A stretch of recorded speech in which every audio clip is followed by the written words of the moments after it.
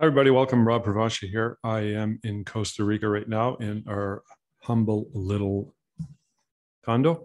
If you hear overhead fans or construction or leaves in the breeze, palm trees, or monkeys,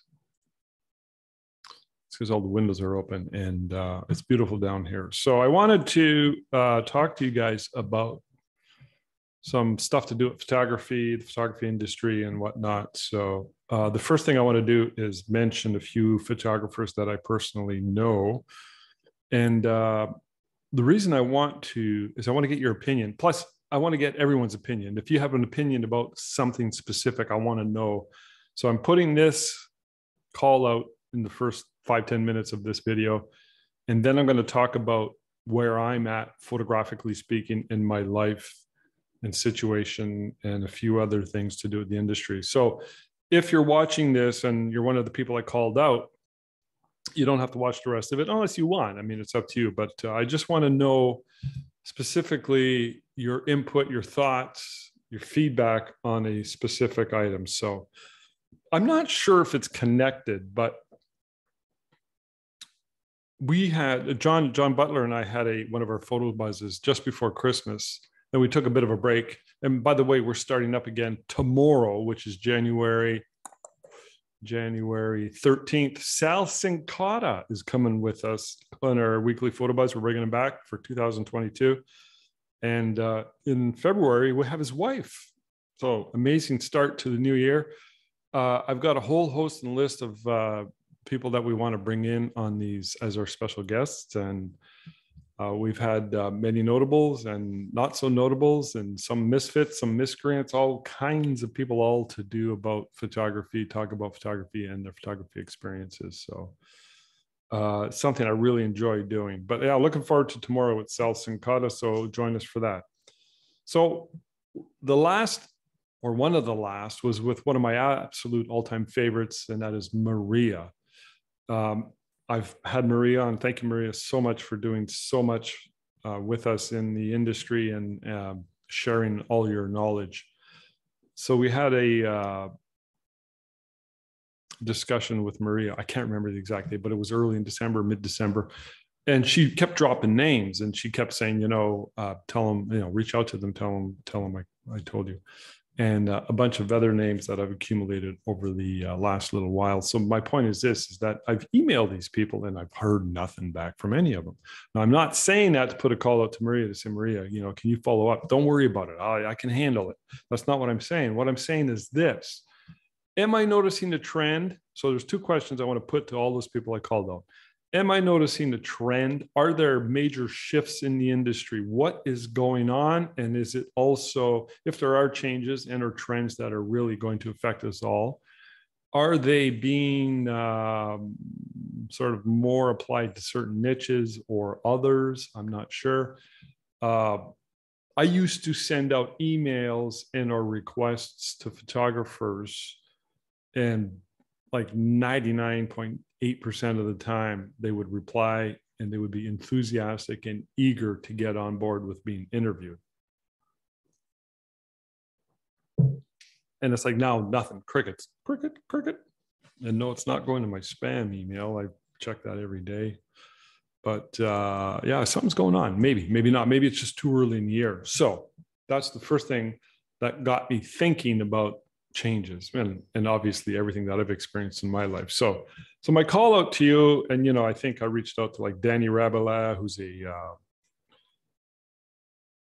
high school senior sports teams and individuals photographer doing very, very well. Mike Long from Portland, James Hodgins, but James is sort of in a bit of a niche. He's a mining industrial photographer. I'm going to speculate that when you're in a tight niche like that, which is an amazing idea, you are going to be shielded and or have a shroud around you because it's such a specialty. And once you create a name for yourself in a specialty like that, when I talk about somebody like Danny, who's into the teams and individuals through high schools, he too has created something similar, but the competition and the barrier to entry is much, much, much lower. Anybody can get into it. It's going to be hard for them because he's created such a strong network. Mike Long's created a similar portrait with his Portland pinups. But when I talk about James, it's the barrier is way harder. It's just such a specialty, and it is such a lucrative area. John Ratchford, who's up in Sydney, Nova Scotia, doing amazing stuff with his stuff. One of my favorites.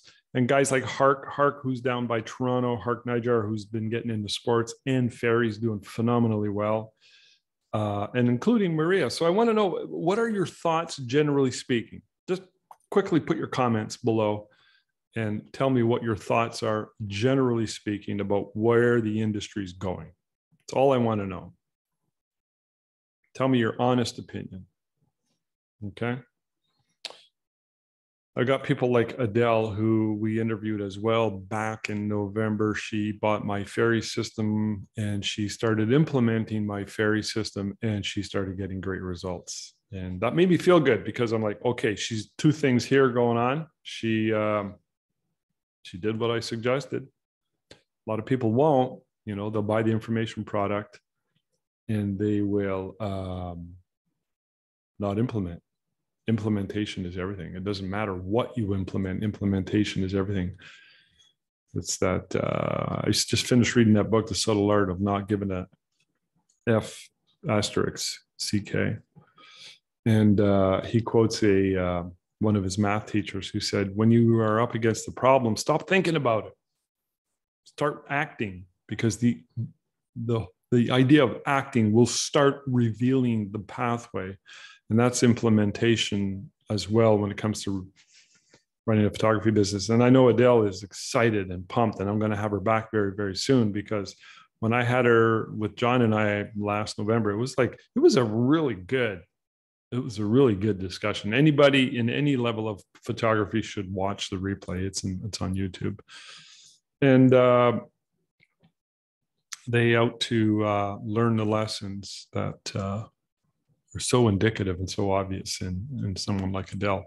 So yeah, so I mentioned Adele for those reasons, and also to mention that she's probably got some input too, even though she's early in the game in this niche. I know she's been at it for years prior to, but in this niche of which she's having great success, and very excited about. What are your thoughts about the future? So, okay. So from here on in, I'm just going to talk about something different. So if you've been called out and you want to just go hit your reply down below, I'd appreciate it. And you can do it in the Facebook group. Don't do it on YouTube so much, because on YouTube it's open to the masses. I want it to kind of keep it within the Facebook group. So please. Okay. So I mentioned I'm in Costa Rica. Should be pretty obvious by my shirt. We're down here for 5 months this year. Now I want to tell you and explain to you where I'm at, why I'm at, and what our plans, hopes, and aspirations are for the future. I'm 63 years old now. That's kind of irrelevant. It's just that I feel very good. I feel very strong, very healthy, very focused. And I feel like I got many, many years in me of productivity. So a couple of years ago, up until March 2020, my wife and I had a plan, and we navigated everything in our life towards acquiring this plan. And man, if you're not planning and making goals, you're missing out on one of the biggest strategies, especially when you have two or more people, especially if you're like a mom and pop operation. Knock your heads together and do what's called an intellectual exercise, or what's called a thought experiment. Either or, you just play with possibilities. And one of our goals was to do 6 months in Costa Rica, 6 months in Canada. And that's changed, and I'll explain to you how it's changed in a second, but I just want you to know that back then, up until March 2020, that was our goal. And we were achieving that. We were like there pretty much. We were ready to implement. And the way we were going to do that was, first of all, no debt, save some money. We have some assets. We have our retirement plan. You can have this thing where you have a nice pension, either because you're working for a large corporation or a government agency. I'm not dissing that. I'm just see the attraction. I see the attraction to something like that. And You know, I'm such a freedom loving, rugged individualist in so many ways. I'm willing to give up that because I much prefer having the options and freedom to do what I want to do and to create my own future and destiny. I don't want to rely on something external. Uh, but I know many have that. And, you know, I struggle with my wife because she knows we have friends who have that. They have a pension in that. And she admires that. And in your mind, in her mind, she creates this scenario that it's such a wonderful thing. But I disagree because almost everybody that I've talked to have paid a heavy, heavy price for that. It's not a coincidence, or it's not surprising that most of the people I talk to, for the most part, look back at their careers and whatever it is they were doing to earn that pension, and they don't speak fondly of it. It's like, oh man, it was hard. I hated my job or whatever. There were so many struggles. So I look at that whole scenario like golden handcuffs. You know, you got golden handcuffs, and it's not a very freeing thing. So for me, it's just not my mojo.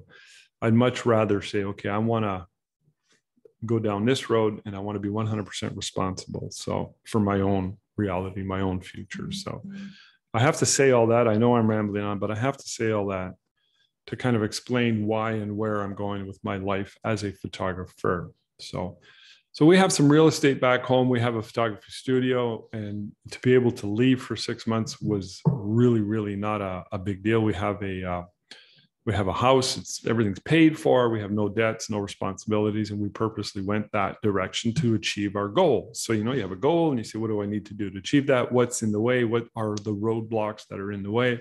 You have to be very honest, and you have to look at these things and go, okay, I now know what I need to do to achieve these goals. This is very important. Even if it's hard, even if it's going to ask a lot of you, you have to be able to do that.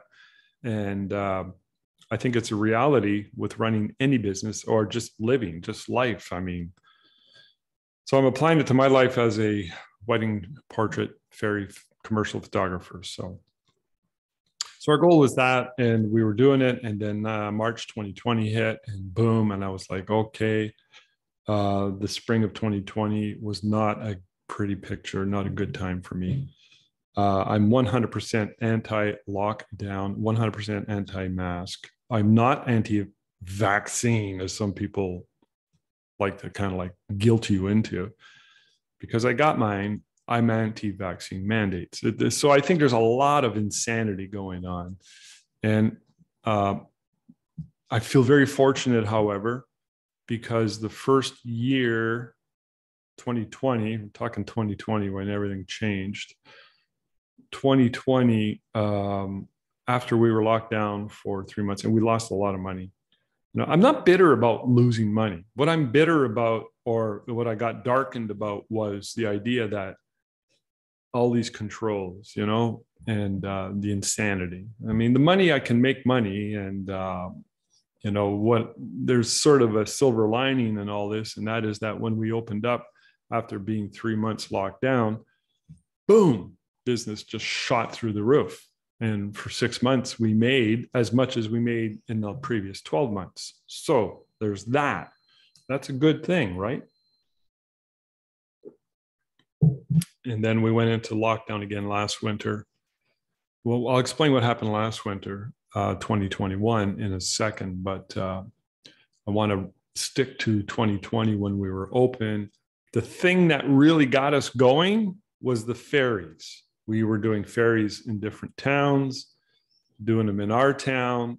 80% of our income are ferries. It's so reliable, and it's so predictable, and it's so prosperous.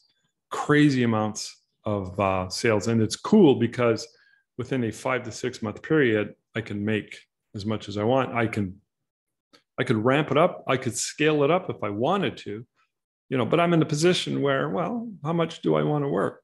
You know, maybe I want to. So it's kind of a cool thing to have that amount of freedom in one's business. So still drives me nuts, though, that they locked me down for 3 months, because it did not make any sense. Okay, there's no logic to it.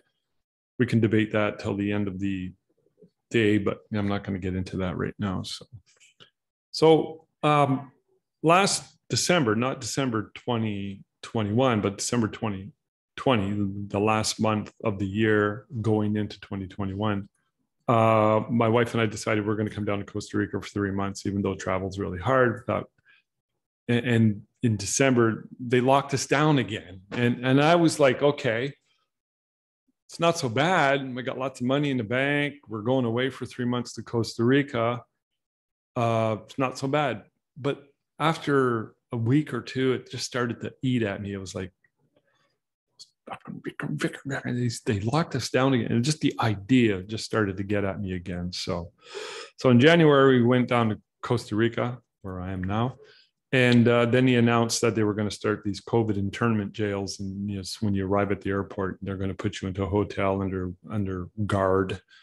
And you have to pay all this money to get a jab, and you have to pay for the hotel. And they're going to serve you really shitty food. And you got to get your PCR test results. And when you're free, then you can go home and you got to quarantine for 2 weeks.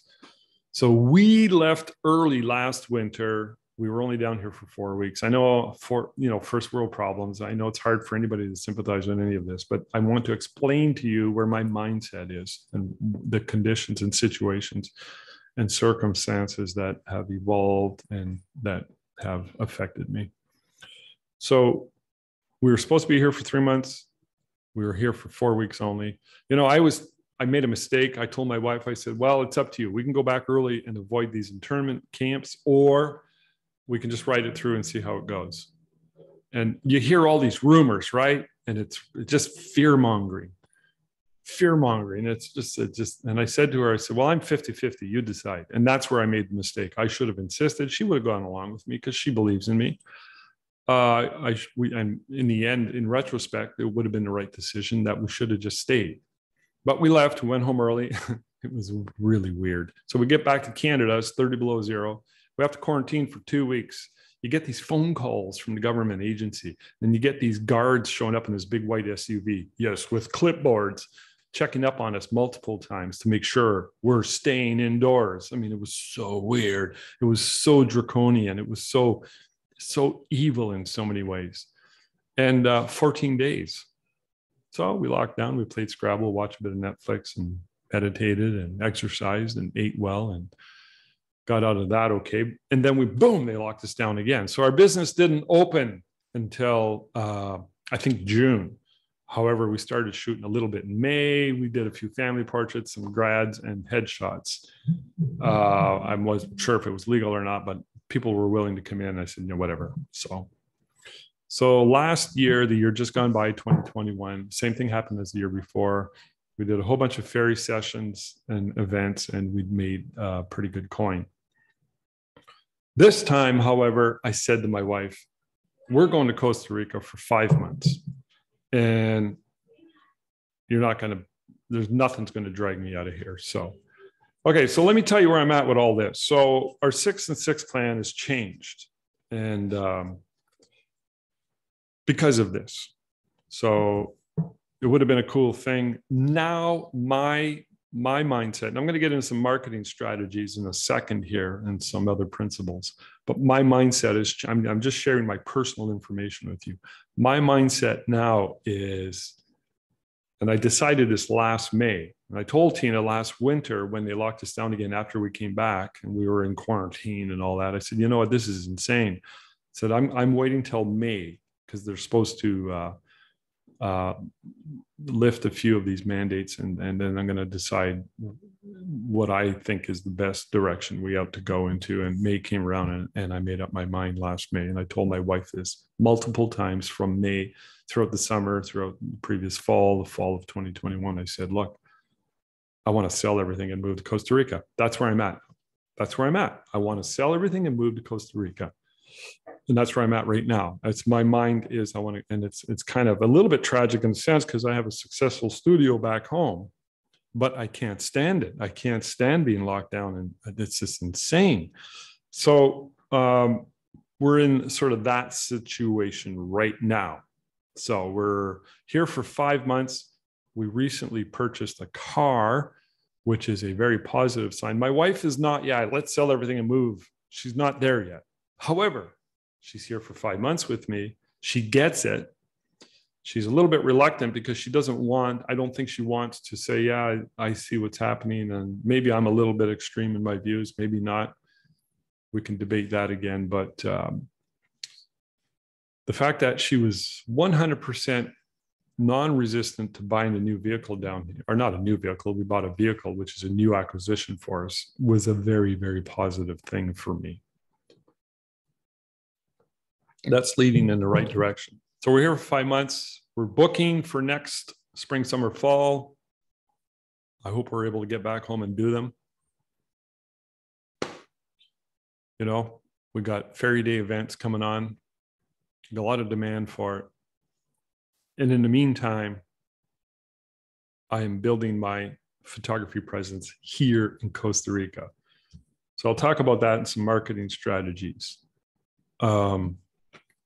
When Tina and I bought this place 2011, within a couple of years, we started coming down for 3 months. And then I started this website called CostaRicaPhotographer.net. And I know how to build a presence. It's not hard to do, especially to go after search engine optimization. All you got to do is blog. That's all you got to do. Keep your website clean, lean, fill it with information and blog. Google will find you. There's no tricks to it. You just good content, constant content.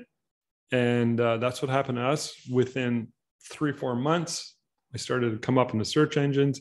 And boom, we started to get inquiries, and we got a couple of commercial gigs and what have you. And the problem with that strategy back then was this: we were only here for 3 months. We started getting more and more calls, but it was like people were saying, "Well, we got this family reunion in April in Costa Rica. Can you guys come and shoot it for us?" We're like, "Damn, we're going to be back in Canada." So then it hit me, and I don't know why I didn't think of this before, but the, excuse me, it's the COVID thing. Costa Rica coffee. So it never occurred to me that this was going to work and be so successful that it would create a problem because we couldn't fulfill it because we were geographically not available. So I stopped all blogging. I stopped everything, and we had to refuse any inquiries. So now, since we're here longer, and my plan is to stay here forever, I put together a plan last fall. I'm looking for content to put on my CostaRicaPhotographer.net. You can go there and see it for yourself. Go to the blog, and you'll see what I'm doing. You'll see my strategy. So what I did was, when I was back home 2 months ago, I said, well, I'm gonna put a new category in the blog section, and I'm gonna call it Weddings Anywhere. So it's just basic weddings, because I would like to just have Costa Rica weddings, Costa Rica shoots, Costa Rica family shoots, and what have you. And I've posted literally hundreds of stuff based on that content, but I don't have anything new, fresh, or updated. So I had a bunch of slideshows and YouTube videos that I posted in the blog. And I'm like, well, what about all the weddings I've done in my life? I've done so many. So I went through a ton of them, and I put about 1,000 images in a folder. And then I went through Bridge, and I renamed them all, and I put Costa Rica photography in the actual file name, so that helps with the search engine optimization. And I resorted them all, and I edited them down, and I sized them up for blogging. And I'm like, okay, I've got a lot of images here. I can do a lot of posts on a general topic to do with weddings in general. And I'm going to put them all on my CostaRicaPhotographer.net page, specifically in the blog under the category Weddings Anywhere, which is what I did. And you can go check it out. And I've been doing them every single day. So that's going to help. And I'm doing that to show up on search engine optimizations. And the other thing that I'm doing too is we brought some fairy dresses down. Fairy dresses pack very compact, and they're very light. And we brought some floral headpieces. Now, I did not bring the wings down. I couldn't convince my wife to bring the wings down, even though they come apart nicely and they pack nicely. The option for wings is I can add them on in Photoshop later. So my wife and I, we've been here since a week before Christmas. We came down with our daughter, actually, and she and her boyfriend went home yesterday. He came down for 11 days. They flew out together yesterday. So my goal is, we're walking around and there's a lot of people in this town. It's Tamarindo, a lot of families, a lot of expats, lots of Americans, Canadians, and Europeans, and a lot of younger people this year, like millennials and what have you. So, but anyways, we're walking around. I see a family with a couple little girls, and I say, "Oh, look, some fairies! And, oh, look, some fairies! Oh, look, there's a fairy!" And I'm pointing out the fact that potentially there's a market there. I think it's potential. I don't know. So I'm going to get some samples, and what I'm going to do is I've already found a couple of families with young girls, and I'm going to get them to do a free shoot for me and build up my portfolio. There's a lot of areas here in Costa Rica, in Tamarindo, right outside our condo, literally just filled with foliage. And I have my AD200s here and my flash modifiers. And I can do a combination of off-camera flash combined with a local scene, a local lighting, and do some fairy shoots. And I think it's a cool idea because it's so kind of mystical down here, and it's got that whole vibe going on. And I think it links well with fairies. So I'm going to get some samples. I'm that close to doing that, using some of the dresses we brought down and the headpieces. And I am going to post them, obviously, in the blog, but I'm going to run some Facebook ads targeting the locals and seeing if I can build it up. So that's one area I'm looking at, and as well as the wedding photography area and the family portrait area. There's a lot of competition in those particular areas down here, a lot of really good photographers, but nobody's doing fairies. So who knows? It may flounder, it may just fizzle out. I don't know. I don't know. I love photography, but I love money too. And I know that sounds wrong. That sounds ethically wrong, but who doesn't? I'm in the photography, and I've been into photography to make money. That's the reality. I mean, I'm in business for myself. So, but it's really amazing. And it amazes me. Even I can remember last fall thinking to myself, it's been pretty good. It's been pretty good. How amazing is it that I can earn such a great living taking pictures? Whoa. And having so much fun with people. I'm a people person. So I constantly am challenged and or looking at options for other ways to earn a living. I'm looking at business opportunities down here. I mean, there's a few ideas, but nothing really concrete yet. But I like to do the kitchen table bootstrapping approach. And that is, let's test it, see if there's a small reaction to the marketplace, and then build it up from there. Every time I do that, by the way, in my life, I've had moments going back to the 80s and 90s where I'm like, oh, this is so hard. Photography, running the studio is so hard. Maybe I should get into something else. And I go down that road. I always come back. It's like a normal thing. You get a little wishy-washy, and then I go back and say, you know what? I was meant to be a photographer. This is my thing. This is what I do. This is where my best life purpose is to touch people's lives by creating these memories for them. And that's just is what it is. So that's kind of something I'm aware of and focusing on. And at the same time, if a really good business opportunity showed up, I might just jump on it. Because I really want to stay down here. I'm sorry. I'm sorry, Canada. I'm sorry. Too draconian. And if you think what is going on is normal and completely acceptable, we are not on the same page whatsoever. So, yeah, that is what it is. So I think that's all I got to say about that. So John Butler and I are doing our photobuzz tomorrow, Thursday, January 13th with Sal Sincata. And next week, we're probably going to do one on lighting. I've done a few shoots down here, and I've captured some sessions, and I want to share some of the sort of technical data and challenges when working in a hot tropical setting, getting some amazing results and actually making some money too. So it started, guys. It started. You got to dream big. You got to think big. You got to use your imagination. You got to not listen to the news. You got to not listen to so much your peers, friends, and family, because they've got nothing but opinions. You got to listen to yourself and your own heart. Say, okay, where is it that I want to go? What is it that I want to achieve? And you got to be autonomous. You got to be sovereign. You got to be an individual. You got to be strong. You got to be focused. You got to be disciplined. You got to believe in yourself and have others around you that believe in you too. Not those who are going to go, you shouldn't do that.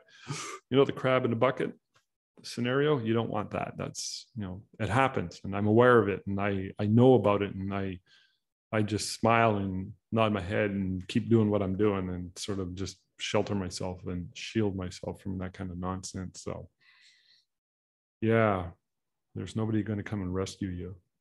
Nothing. You got to do it on your own. And it takes a lot of fortitude many times. So, but to me, that's part of the game and why it's so much damn fun. So, all right. So put your comments down below. I want to hear what you have to say. Give me your thoughts, your inspiration, your ideas, and any question you have on any of this. Even if you're just starting out, think you might want to ramp it up, or if you've been at it 40 plus years like me, and you're optimistic, or maybe you're not so optimistic, whatever it is, I want to hear what you have to say. All right, guys, thank you. We'll talk later.